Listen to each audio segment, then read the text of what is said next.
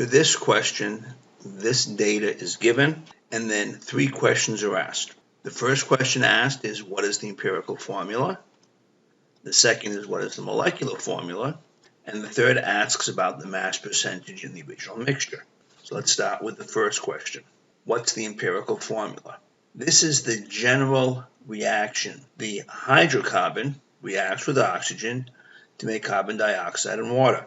Based on the law of conservation of mass, all the carbon in the carbon dioxide has to come from the hydrocarbon. We know that the moles of carbon in carbon dioxide have to equal the moles of carbon dioxide because the ratio of carbon to carbon dioxide is 1:1.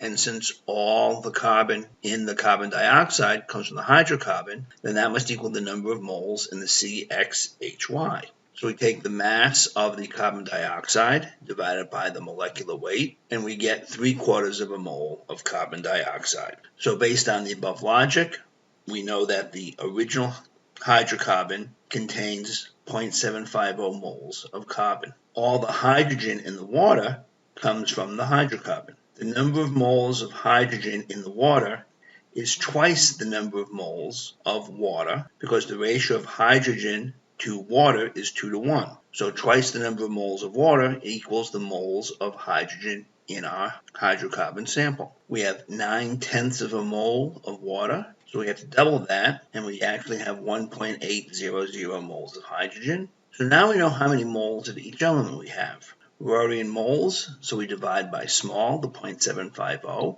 and we get these values. The first is a whole number, but the second is not, and it's not within 1/10 of a whole number. So we need to start to multiply till we get whole. And you just start with 2, and that doesn't work, and 3 doesn't work, and 4 doesn't work, but 5 is just right. Our empirical formula is C5H12. That's the answer to the first question. Second question, what's the molecular formula? In order to determine the molecular formula, we need the molecular mass. We know that 1 gram of the compound is equal to 0.01386 moles. Molar mass is grams divided by moles. So the molar mass is 72.15 grams per mole. Now the mass of the empirical formula here is 5 times 12.01 for the carbon contribution plus 12 times 1.008 grams per mole for the hydrogen contribution, and you get 72.15 grams per mole.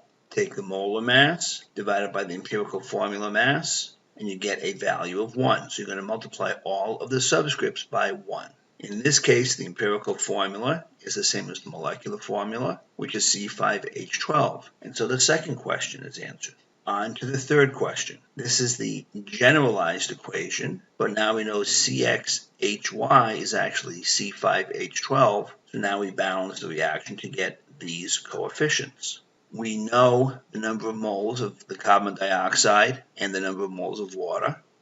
So we're going to set up a simple stoichiometric ratio. It doesn't matter whether you use the carbon dioxide or the water, but we will be using the C5H12. I opted to use the carbon dioxide, so I set my ratio up. C5H12 divided by CO2 equals 1/5 equals X over 0.7501. So we must have 0.150 moles of C5H12. Moles times molar mass equals grams. So we started with 10.82 grams of C5H12. Percent is the mass of the component divided by the mass of the mixture times 100. Plug in our values and we get 16.65%. So there are the 3 questions with their answers.